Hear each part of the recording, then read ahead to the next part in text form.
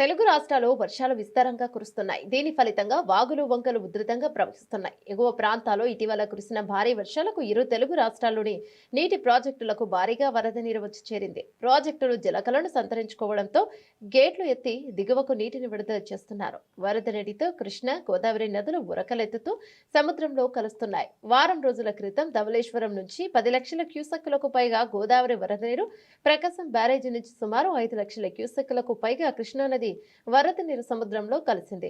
ఆ తర్వాత కృష్ణా, గోదావరి నదుల్లో వరద ప్రభావం తగ్గింది. అయితే మళ్లీ 2 రోజులుగా భారీ వర్షాలు కురుస్తుండటంతో కృష్ణా, గోదావరి నదులకు వరద ప్రవాహం పెరుగుతోంది. ఈ క్రమంలో విజయవాడ ప్రకాశం బ్యారేజీకి వరద ప్రవాహం క్రమంగా పెరుగుతోంది.